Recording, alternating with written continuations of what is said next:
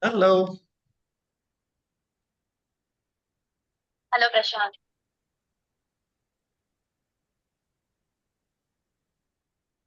Hello, everyone. Good evening. Good evening. Thank you for joining. You know if anybody else is going to be joining us, or is that it?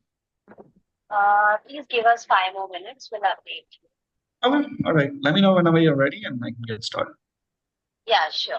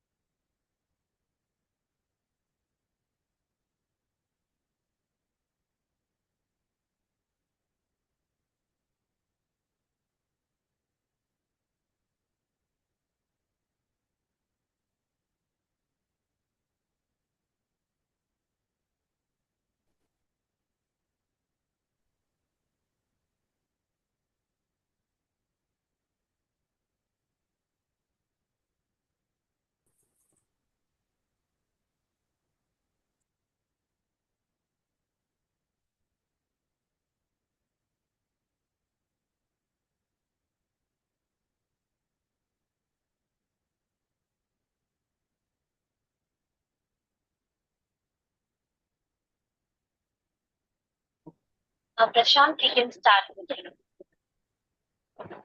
you. Excellent. All right. Let's see if I've admitted everybody. All right. Great. So can you hear me? Okay. Can you see my screen? Is everything okay? Yes, yes, we can hear you and we can see the presentation. Great. All right. Before we begin, once again, thank you everyone for taking your time to join today. I really appreciate it. My name is Krishna Prashant. I'm going to actually, for a change, for my last slide here. My name is Krishna Prashant, and I'm the Global Recruitment Manager for Lewis University. I've been working closely with Lewis University for nearly about 4.5 to 5 years, and I'm really excited to be working with GB. This is the first time in the partner, and we're looking forward to this. So without further ado, I'm just going to jump to my presentation.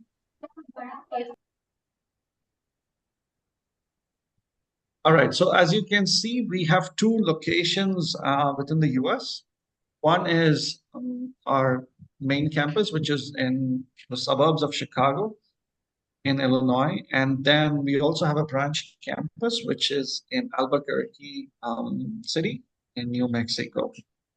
Um, just a little bit about the university. We are private, set up originally in 1932. When we were founded, we were originally an aviation school. So what that means was we typically helped people to come to us to if they wanted to become a pilot, because we have a private airport, we have our private aircrafts that we use.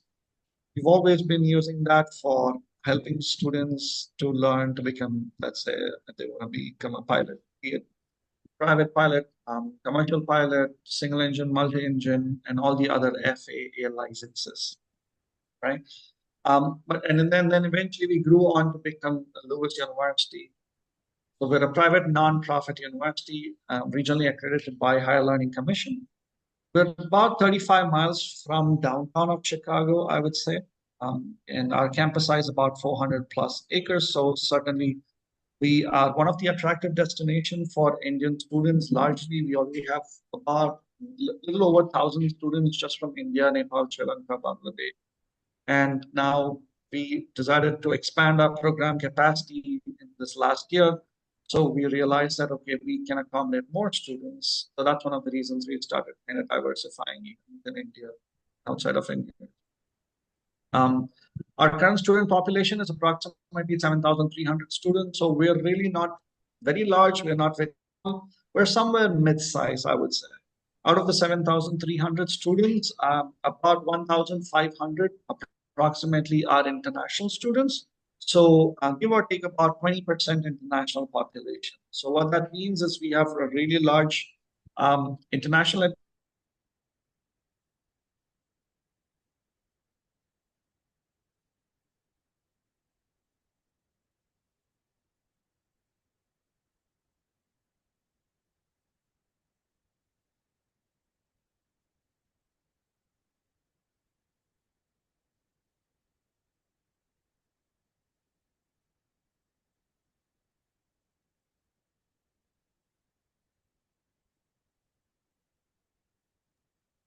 Rashma, you are not audible. Why? Prashant, am I audible to you? You are not audible. Excuse us.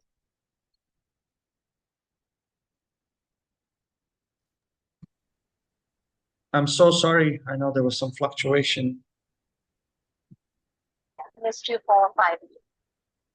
Okay, let me come back to my.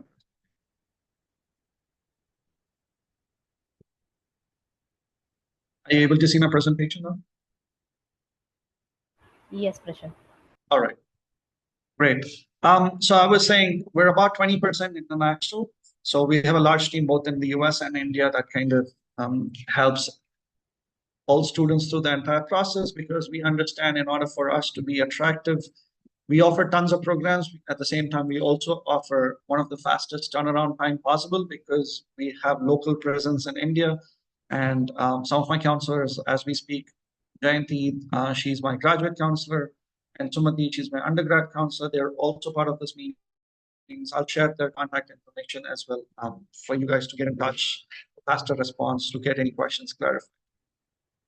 That said, moving on to the next slide. I'm not going to talk too much about Chicago. Everybody understands Chicago is one of the popular destinations for international students. So we're about 35 miles southwest of Chicago. We're easily accessible by car, train, metro, and we're about 45 minutes from Chicago O'Hare Airport, and a lot of Fortune 500 companies for internship opportunities and full-time job opportunities.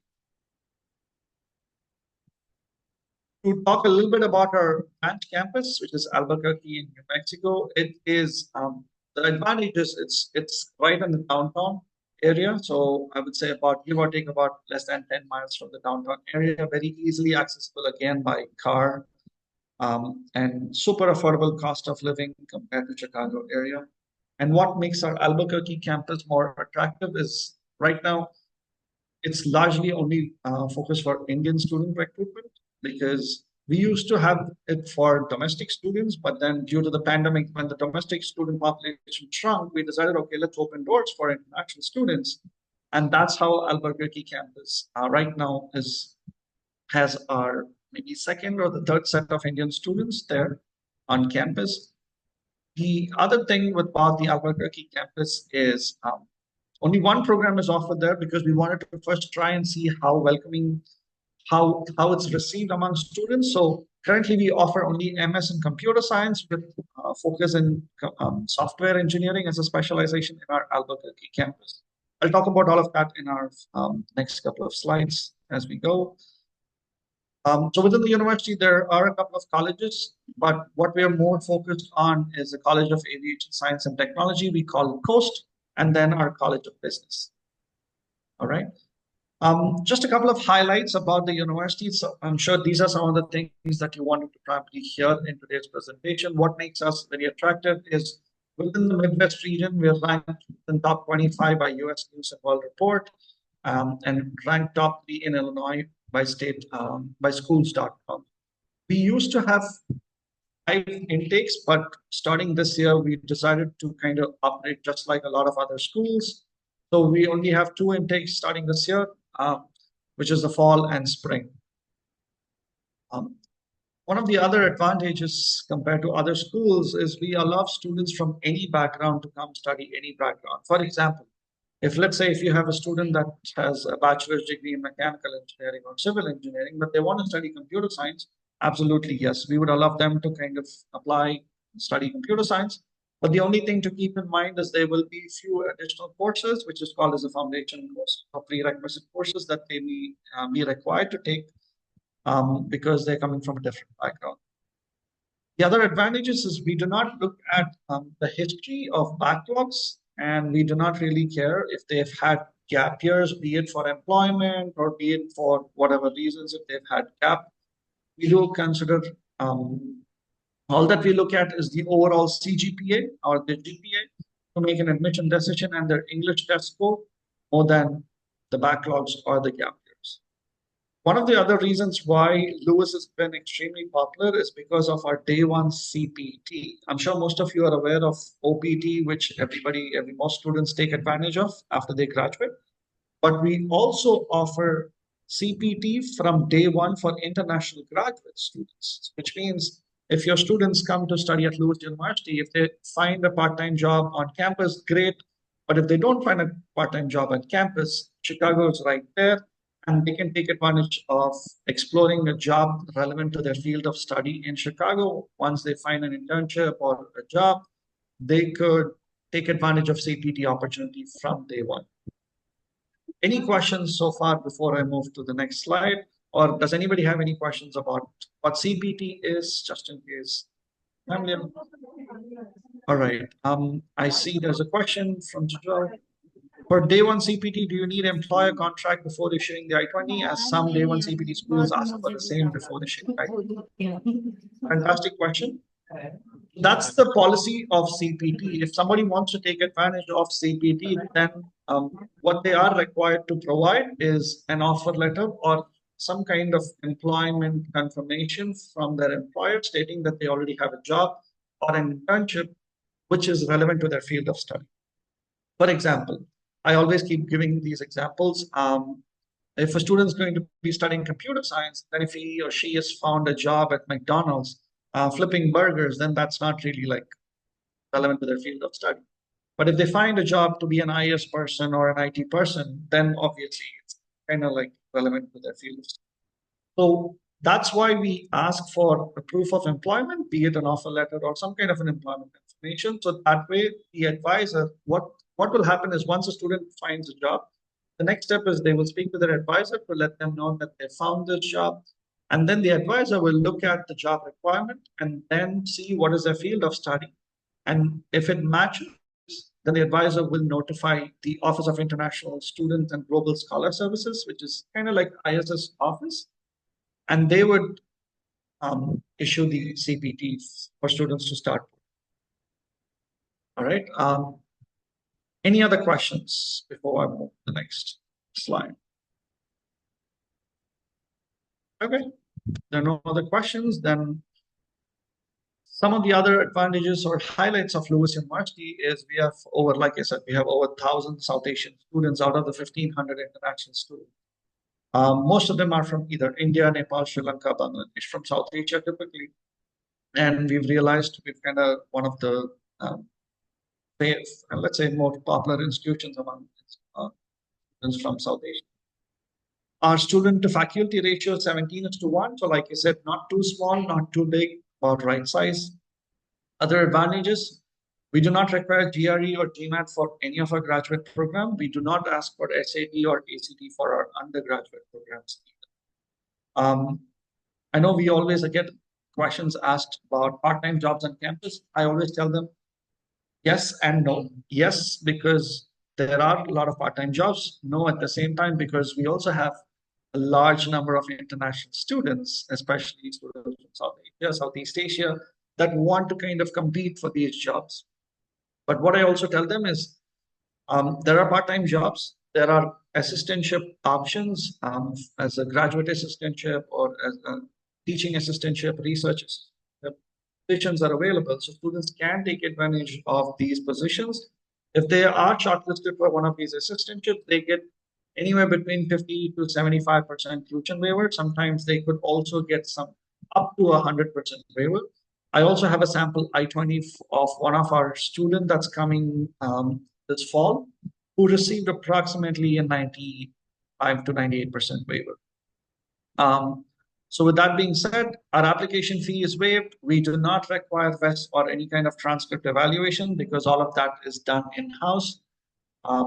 There's no I-20 deposit. So what that means is until the student applies, gets admitted, get their I-20, get their visa approved, they do not really have to pay anything. After their visa is approved, we generally recommend students to make a tuition deposit, which is $2,500. So $2,500, that will be adjusted against their tuition fee when they enroll. Again, that's just a recommendation because we understand sometimes students are looking to transfer or they probably want to secure their spot. In either case, we just advise them to make that payment. Again, that's not mandatory, but we just make that recommendation. The last item is the most interesting item. Transfer admission. We understand we get a lot of transfer applications too. For example, right now for fall 24 intake, we still do accept students if they already have a visa from another school. If they want to transfer to Lewis, yes, our application deadline is still open. So we never kind of close doors for transfer students. Yes, we do have an application deadline just like any other university, but for transfer students, we always keep our options open. If somebody is reaching out to us in the last minute, they want to apply to any of our graduate programs or our undergraduate programs, we are able to prioritize transfer admissions within 2 days, sometimes even within a day. Yeah. Just a bit about our campus. I'm not going to talk again too much about other items because most universities have all these infrastructure. What makes us very unique is look at the last item that says we have a private airport on campus. And the picture on the right side is a photograph of our hangar where the aircrafts are parked. And that's one of our faculty using the aircraft to kind of teach to some of the students. So that's again is something that's very unique about Lewis University. So when we have a private airport, what that also means is we're very famous for aviation programs. So I know there are only very handful of schools in the US that kind of offer aviation programs, and we are one of them that are kind of very popular international students. If they want to study anything to do with aviation, aerospace, aviation maintenance, and other things. Just a couple of photographs from the university. The right bottom corner is the academic building. The left top corner is the residence, one of the residence halls that we have. And that's the center of campus, clock tower. All right, moving on to the undergrad degree programs. As you can see, we have aviation. Within aviation, we have 3 different specializations or majors, I would say. The ones that are marked with an asterisk are the ones that are STEM eligible. The ones that are non-asterisk are non-STEM eligible. So just like a lot of other schools, we do offer, let's say, programs in engineering, computer science, business, other programs as well. In terms of our admission requirement, generally our English test requirements common for both, the score requirements common for both undergrad and grad. So we ask for 79 in TOEFL, 6.5 in IELTS, 52 in PTE, or 105 in Duolingo. So if a student has a class 12 mark sheet, then we are able to use that transcript to make an admission decision. Generally, we ask for 60% in their high school or higher if they want to be eligible for scholarship. If not, then we do admit sometimes if they're below 60, but they may not be getting any kind of scholarship at bachelor's degree level. Our total tuition for one academic year is typically $39,200. Our living expense, $12,200, and health insurance is $2,000. Students do not have to live on campus if they don't want to live on campus, especially the bachelor's degree students. I know some universities place emphasis for students to live on campus, but we do not, we give them that flexibility if they want to live outside the campus from day one. In terms of scholarship at the bachelor's degree level, we only offer two levels of scholarship. One is the $17,000 scholarship that's awarded to students who have a GPA of 3 to 3.8. If they have more than 3.8 or 3.9, then they will be eligible to get a $19,000 will be deducted on their tuition fee. Health insurance is mandatory, so students do not have an option to not take health insurance or take their private health insurance. So it is mandatory, so they would be required to take the Lewis health insurance. Any questions on the undergrad degree programs or the admission requirements or tuition fee? Right. If there are no questions, I'm going to move to our graduate degree programs. As you can see, we have a long list of graduate degree programs that is very suitable for students from South Asia and Southeast Asia. So a master's degree program, like I said, our aviation is the most popular one, and we offer computer science, cybersecurity, data science, electrical engineering, and all of these are STEM programs. Within the College of Business, we offer MS Business Analytics. Even our MBA is a STEM program with 8 different specializations, right from IT to computer science, IT to marketing, finance, health, informatics, national organizational leadership, and a couple of other options. We also offer MS Finance, MS Project Management, and MS Health Information Management.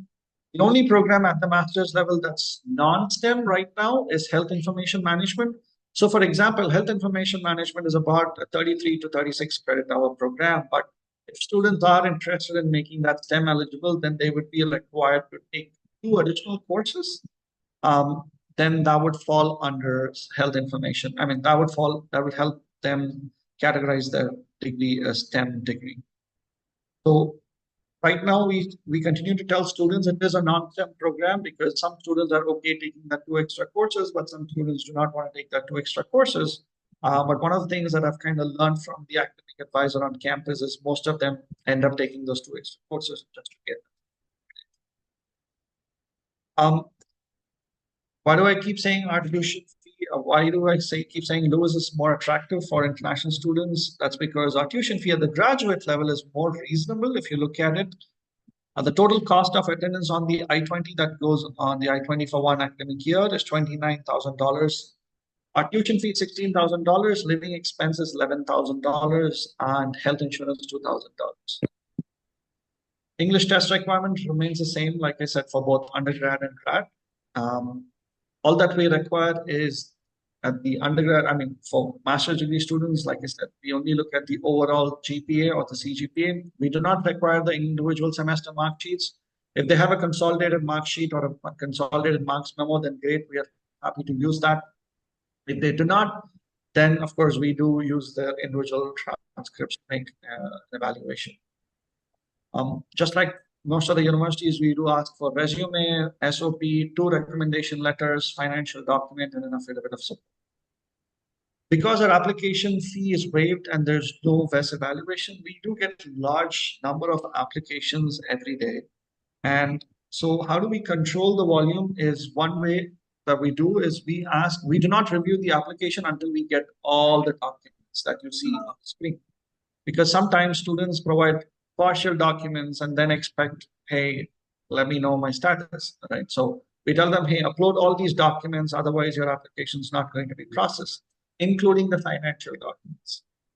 Because, like I said, we get large number of applications, so that's one of the reasons why we do not want to make the student apply first, process their admission, and then go back and notify for, hey, show me your financial documents to get an I-20.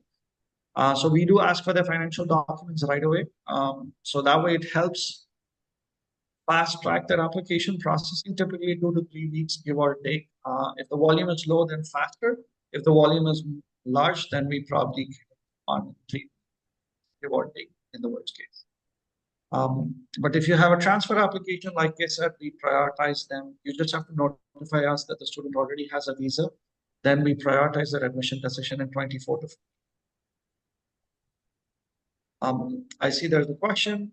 Student with less than 2.0 GPA can get offer from Lewis for undergrad. Good question. Yes, we are able to consider them for admission, but they may not be eligible for a scholarship because typically we require a 3.0 or higher for scholarship. But for admission decision, yeah, we may be willing to be flexible at undergraduate level. Right, any questions so far about the undergrad or graduate admissions? The good thing is about when you fill out the online application form, there is a section where it asks, how did you hear about Lewis University? So please be sure to choose agency and enter the agency name, GB, because sometimes it's so hard for us to reconcile, and that makes it more challenging. If you miss to enter the agency name in the application form, then it's hard for us to be able to give you credit for it because, like I said, because of the sheer volume of the applications. So whenever you submit your online application, please enter LEAP GB, and then at least some information for us to be able to know, okay, you have that application belongs to you. Sometimes we do also get students emailing us and saying, okay, here I applied through agent A, now I want to change to agent B. Can I do that? We say, sorry, whoever had submitted the application with their agency, they are the ones who are going to get credit at the end of the day. If the student decide to change mind, we do not change their agency name because we understand we want to kind of maintain that strict. I see there are some additional questions. GPA requirement for master's, great. That's my next slide. I'm going to share that information. Do you accept 15 years of education for master's? Yes, we do accept. NAC B accepted? Yes, we do accept NAC B. And also 15 years education is acceptable. Yes, we do accept 15 years education. But for certain programs, let me go to the next slide to kind of show that to you. Can you provide the deadline for spring and fall? The deadline for spring and fall, it's November 1st for spring, and for fall, it is June 1st or May 1st. So that information is again available on our webpage. I'll share you that in a minute right now. Back to my screen share.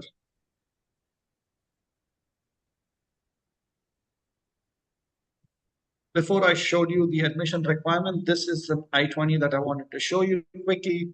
The cost of attendance on the I-20, as you can see, the tuition fee is 16,200. 1 year. I know we've kind of changed. It used to be 16,200. Now we've kind of started putting 16,000. Kind of keep a rounded figure. And this is a student that's coming for fall. This is a Nepalese student who actually received almost full funding, as you can see, the graduate tuition waiver, because the student got a graduate assistantship position. So the student was really proactive. So when they applied for their application, when they applied for admission, obviously, if you looked at it, I would have not talked about any kind of scholarship for graduate students because we do not offer any kind of scholarship at the time of admission. But after the student got admitted and completed the visa interview, once the student got the visa approved, students started quickly networking with the faculty on campus and understood, okay, there's a position available to be a graduate assistant. And then the student got that position because the student had some prior project work experience that the faculty was looking for. And fortunately enough, there was a previous Nepalese student who actually got full funding just like this student. The faculty already had great feeling about South Asian students, and that's one of the reasons. So he was like, yeah, we'll give this position. So this is a student that's traveling this fall for to study computer science. And this is their I-20, as you can see. All right, I'm just going to leave this slide for a minute for you to kind of capture information about our GPA requirement, our 15-year education degree requirement. So what we've done is we've typically broken down the graduate programs into category 1 and category 2. The last one is our Albuquerque campus. I'll talk about that in a minute. The category 1 has our most popular program, which is computer science, data science, and business analytics. So what we ask for those programs is typically, we ask for a CGPA of 6.5 in an Indian grading scale.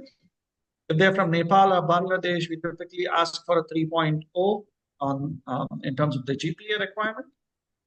We do ask for 16 years of education if they want to study computer science or data science. And 15 years education is acceptable if they want to study business analytics, because we certainly understand students come from business background to study business analytics. But for computer science and data science, for those two programs, we ask for 16 years education. For all the other programs, we do accept 15 years of education. So for example, in category 2, those are the programs that we've kind of classified in category 2 just for an internal purpose. We do, our admission requirements is fairly slightly, a little bit more liberal compared to our category 1 program. So CGPA 5.5 or higher is acceptable for all of these programs. If it's a Nepali or a Bangladesh student, we ask for a GPA of 2.6 on a scale of 4. And 15 years education is acceptable for students from any of these countries. Say, for example, sometimes students have a bachelor's degree from UK or Australia, where their bachelor's degree is only a 3-year bachelor's degree. In such cases, we treat their bachelor's degree as equivalent to a 4-year bachelor's degree. But if they're coming from an Indian institution, then we typically ask for 16 years of education if they want to specifically study computer science or data science. For all other programs, we're happy to consider 15 years of education. Like I said, Albuquerque is our newest campus, where we have only MS in computer science for our international students. And for that program, we do consider 15 years of education and a GPA, let's say a CGPA of 6.0 or higher. Of course, for this campus, we may be willing to be a little bit more flexible because, of course, we want to kind of grow the international enrollment numbers there. So that's kind of, again, the reason why we can be a bit more flexible. The other untold thing is, let's say, if you have a student who has a visa approved, but does not have a 6.5 CGPA, and they want to still study computer science, let's say, in such cases, we are able to make some exceptions depending on the student profile. So at that point of time, just let us know, feel free to let us know what their student profile is. If they have a visa, then we can certainly look at their application and let you know immediately if we are willing to make an exception. All right. Any questions? I just a bunch of questions here. Let me quickly go through the questions. Okay, I think I've answered about the deadlines. November 1 and May 1 for spring and fall. Is official score reporting required? No, official score reporting is not required. We do accept home-based test scores, TOEFL, Duolingo, IELTS, whatever that they offer and they take from home. We do accept that as well. All that we need is a TRF report, which is a scanned copy of the report is fine. So official score reporting is not required. If you're uploading a Duolingo report, then we ask the student to upload the report with the link so we can verify using that link. If there's no link, then we do not consider that for Duolingo, but for all other score reports, just an unofficial copy of fine. I see question GPA 2.6 able to meet admission requirement for graduate program. Does the student require work experience? And there's also a question whether onshore student be able to transfer to school with commission. All right, I'm going to answer one by one. GPA 2.6. So it might be a bit of a challenge for computer science or data science, but again, if a student is willing to consider any other programs in the list, then we are happy to kind of consider them. Student require work experience? No, we do not require work experience for any of our master's degree programs. So all that we look at is the overall CGPA or GPA and the English test requirement. In case of transfer students, in case of onshore transfer students, and we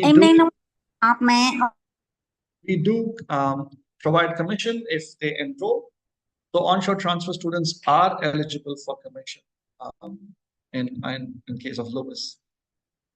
Right. So what is the turnaround time after submitting applications? So typically it can be anywhere between 2 weeks to 4 weeks. So right now, if you submit an application, you may probably hear an update from our team within a week, because right now the application for spring is slim But as we get closer to the intake, then we know we get more intakes, more volumes of applications.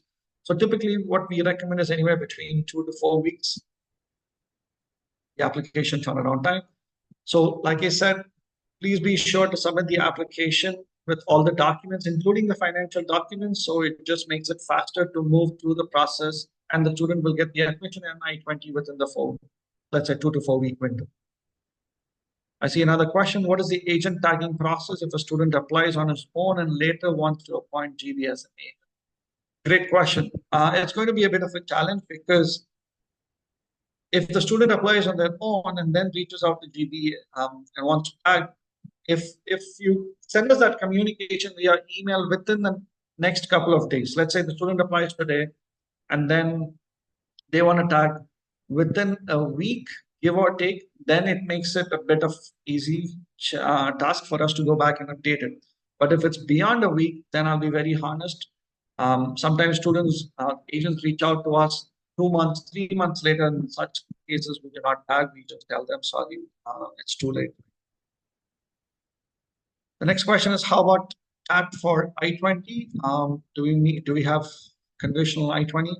Unfortunately, we do not offer any conditional I-20s because if they do not meet the English test requirement, then we ask them to submit an updated English test report.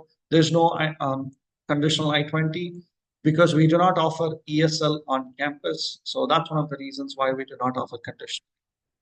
Typically, our turnaround time, like I said, for I-20 is 2 to 4 weeks for complete applications, which also has variant.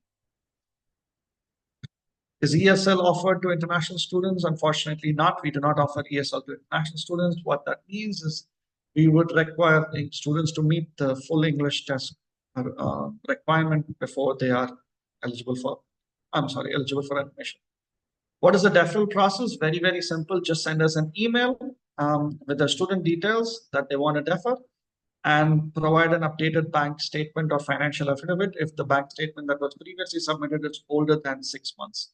If not, if the bank statement is less than 6 months old, then all that we require is just a simple email from your side with the student details, and we will defer this. The only thing that we ask to keep in mind when it comes to deferral process is we do not want to kind of keep deferring large number of applications. So what we ask for is either a proof of CVIS fee payment receipt or a copy of the visa appointment confirmation for us to defer. Because the challenge with that is since we do not have an application fee, sometimes students take advantage of just wanting to defer blindly. To curb that, we ask for a copy of the CVIS fee payment receipt or a copy of the visa appointment confirmation so we can defer. I see the next question is, do you accept students for MS Computer Science with mechanical engineering undergraduate degree? Absolutely, yes, we do accept if they have a GPA if they have a CGPA of 6.5 or 65%. The only thing to keep in mind, like I said, is mechanical engineering or electric or civil engineering or any kind of other engineering students, they can study computer science, but they will be required to study additional foundation courses because the bachelor's degree is not complete. But other than that, yes, absolutely, there are many students from different backgrounds studying computer science. Are official transcripts required to be submitted? No, not at all. We do not require official transcripts to be submitted even after they enroll, because we consider their unofficial transcript because it's coming from GB. We will consider their unofficial transcript because we give the ownership on the agency that's kind of providing us the application. So we do not require any kind of couriering or any kind of shipping. Is there any I-20 deposit? No, not at all. No application fees, no I-20 deposit. Does student need to pay any tuition deposit after visa? Yes, we generally recommend students to pay $2,500 tuition deposit after the visa is approved if the student is really serious about enrolling at Lewis. If the student says, okay, no, I'm not really going to study, I'm going to transfer out, then we understand students do transfer in, students do transfer out. In such cases, at least we don't want the student to pay any kind of deposit because we don't want to process a refund because it's a little bit of a painful process. How will the student be notified of the decision? Student email portal, student, great question.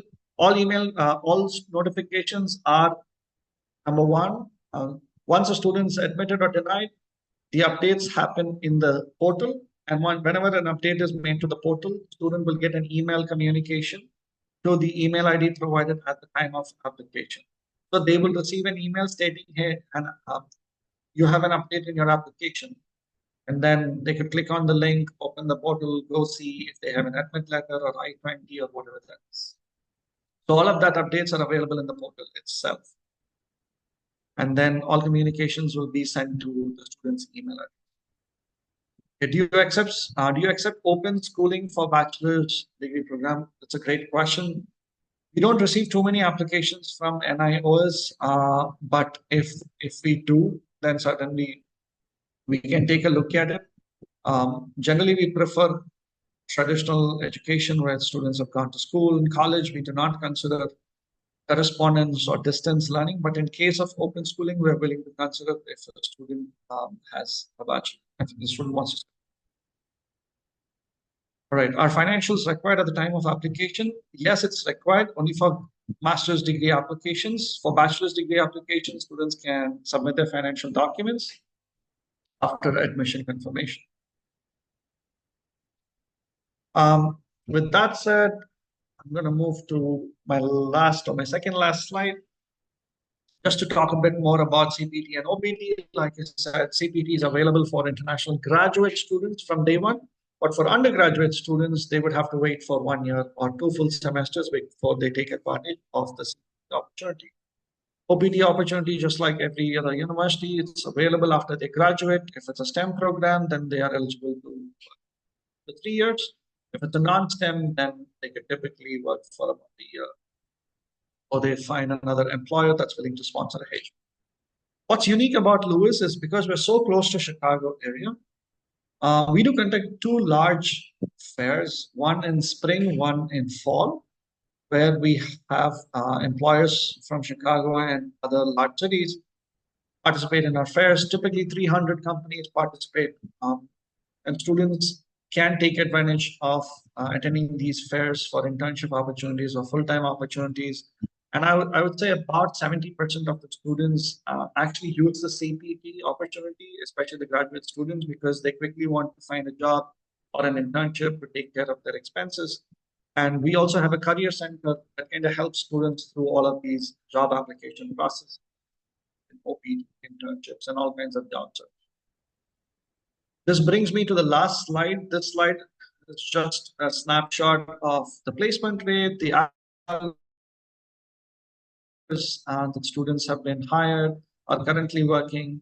And if you look at the aviation and transportation program, the placement rate is nearly 100%, because that program is a bit more rigid to get in, because they want to make sure students from either aviation or transportation background are only into that program, because once they're in, there is a good chance that they're going to find a job once they graduate. That's one of the reasons they've taken fewer students with the right skill set and background into that program.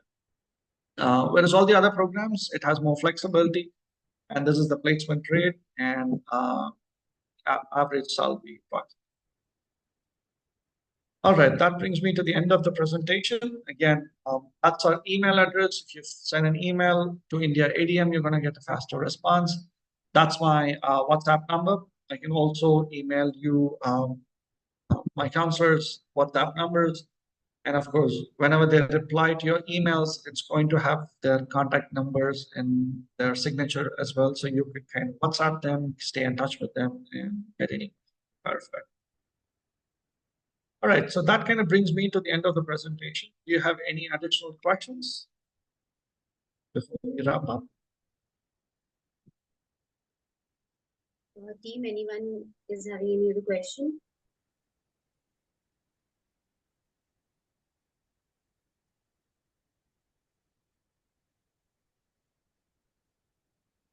All right, I see a question: is medium of instruction accepted? Unfortunately not. We do require English test report for everyone for all applications. Or MOI is not accepted.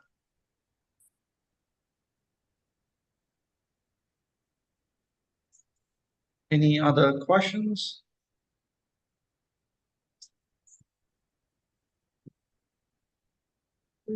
Krishna, I think there are no questions now. The presentation was quite elaborative. Okay. And I can send you a copy of the presentation if I've not sent it to you already, along with the contact info.